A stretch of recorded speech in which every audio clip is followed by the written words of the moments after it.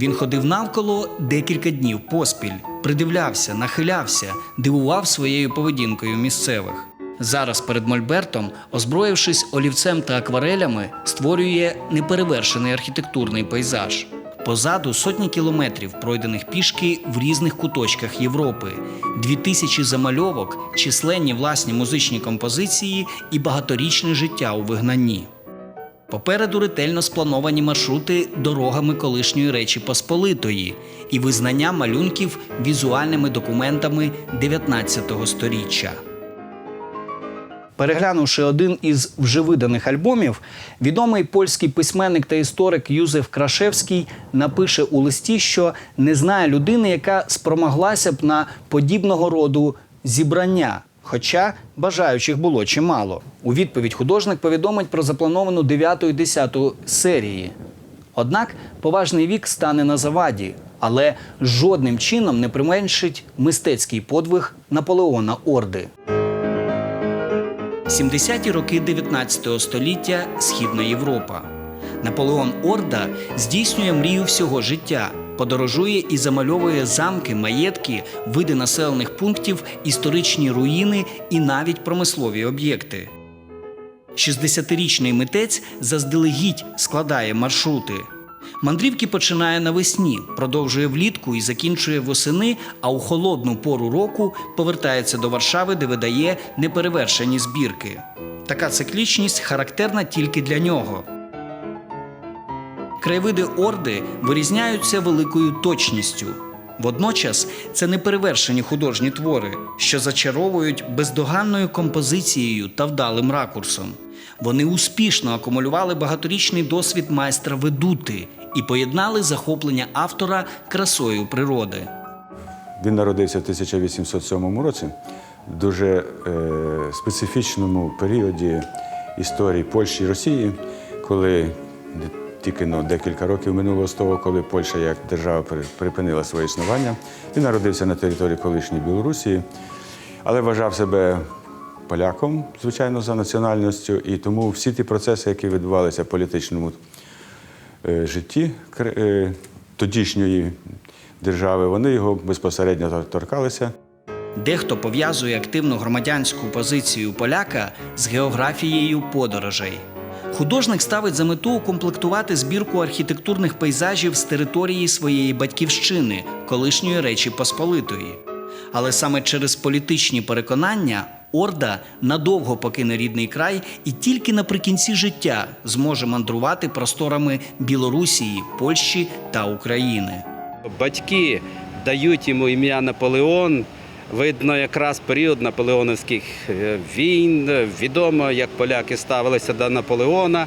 І якоюсь мірою можна сказати, що Наполеон Орда, він виправдав це ім'я своєю наполегливістю, своєю вдачею. Батьки дуже велику увагу приділяли розвитку культури, розвитку духовного дитини. Мати відома була музикантом, дуже добре грала, і це теж пізніше відзначилося на Орді.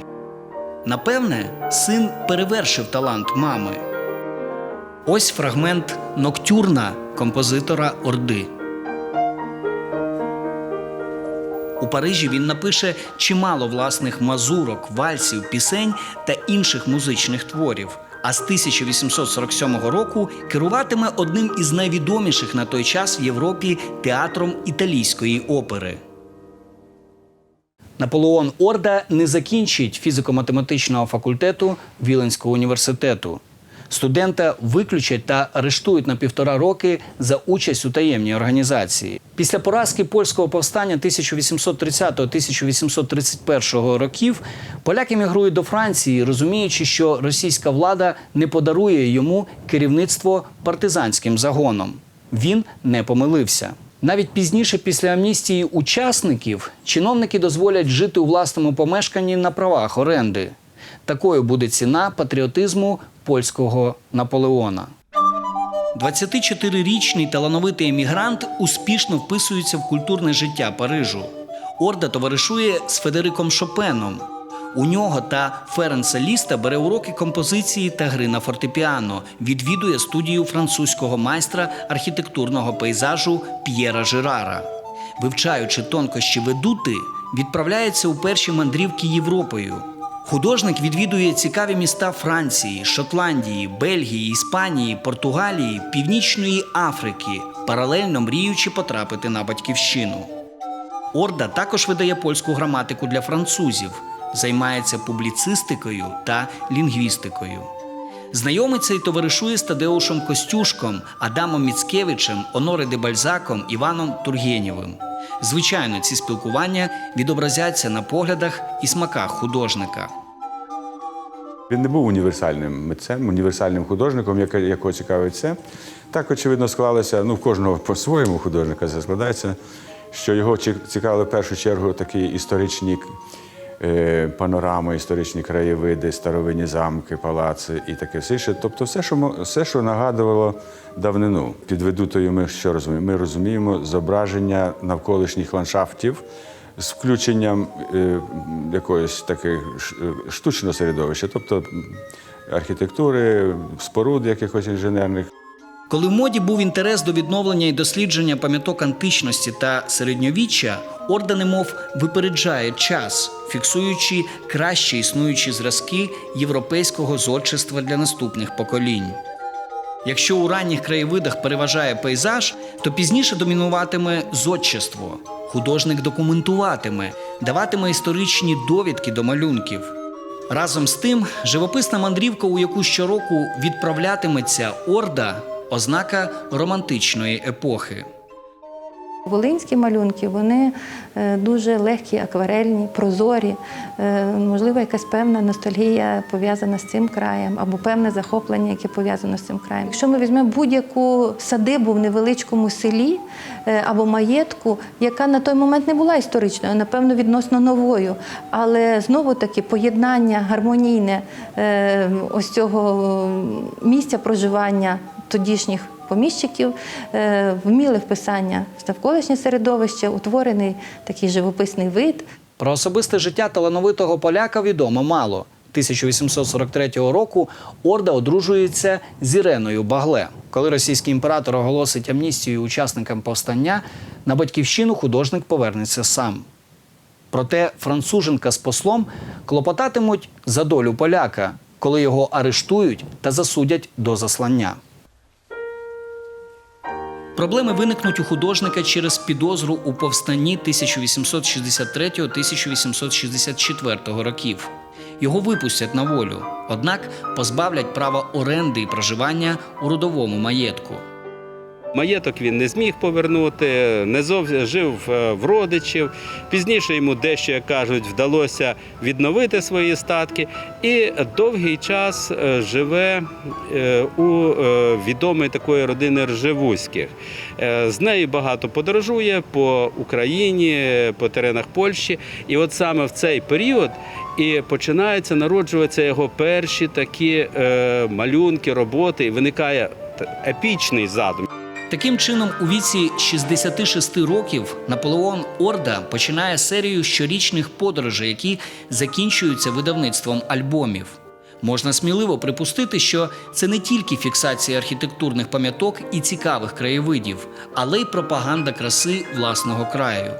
Художник створить 177 творів, на яких зображені архітектурні пейзажі України. Орда, подорожуючи, оці пункти його зупинок, вони, напевно, були пов'язані із знайомством з власниками, де він міг би дозволити собі на декілька днів чи на декілька тижнів зупинити для того, щоб помалювати, зрозуміло. Ось, думаю, що, можливо, деякі ставали такими, випадковими об'єктами, тому що людину просто емоційно привабив той чи інший вид. Перед мистецькими подорожами художник збирав інформацію про регіон та можливі об'єкти і планував маршрут. Пізніше в альбомах він подаватиме коротенькі довідки до гравюр, що звертає увагу на його інтерес до минулого. Орда відвідає Волинь, Поділля, пізніше Галичину. Подорожуватиме Білоруссю, Литвою і Східною Прусією. Йому достатньо було мати якийсь такий альбомчик, як кажуть, по гарну погоду, олівець, трошки акварелі, і він це все робив наживо. Наживо, прямо безпосередньо з оригіналу, використовуючи, звичайно, свій хист художника і фіксуючи часом до найменших деталей те, що він бачив. І саме ці акварельні, оригінальні його праці становлять першорядну цінність. Наполеон Орда міг довго шукати вдалий ракурс, аби якнайкраще скомпонувати малюнок.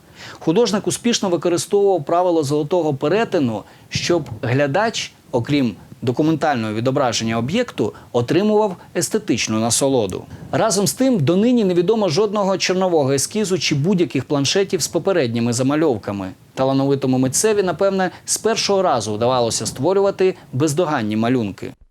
Для цих творів характерна цільна композиція, відсутність штампів. Вони не спотворюють реальність в ім'я краси, що вимагало тривалої підготовки. Фахівці визначили, що деяка фальсифікація відбувалася під час створення гравюр або літографій.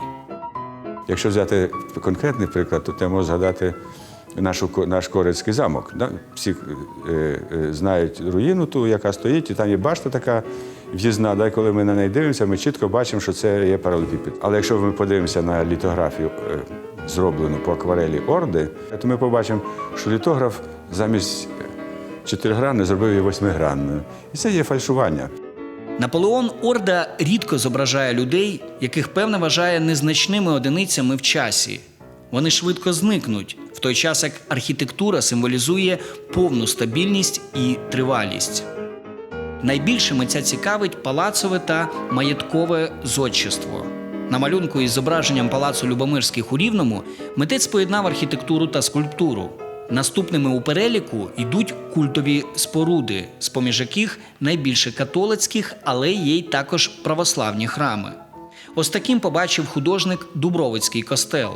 Поляк-патріот ставив за мету неупереджено передати нашарування культур та релігій в одному регіоні протягом століть. Тому величаві маєтки польських панів нерідко виявляються поруч з малими старенькими хатками простолюдинів. Це не просто фіксація об'єкту, а це маленька така романтична оповідь про той чи інший об'єкт. І ти дивишся на цю архітектуру, поза тим ти відчуваєш щось більше, глибинне. Йому вдається створити, напевне, один з найкращих образів Острога. Наполеон Орда зображує руїни, певне, ностальгуючи за минулим. Змальовує також подвір'я, оборонні споруди і навіть промислові об'єкти. Художник зупиняє та фіксує час. Певний аналог може бути проведений із Шевченком, тому що Шевченко трошки раніше теж намагався зробити такий якби альбом по Україні, але нестача коштів не дала йому це зробити. І якоюсь мірою байдужість суспільства.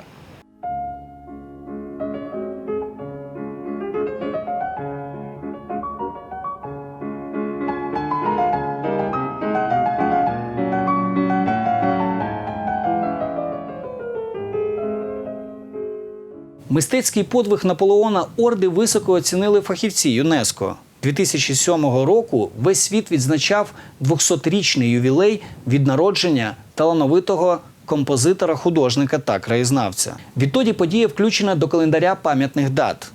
Дякуючи титанічній праці художника, ми завжди можемо побачити найцікавіші архітектурні пам'ятки України 19 століття.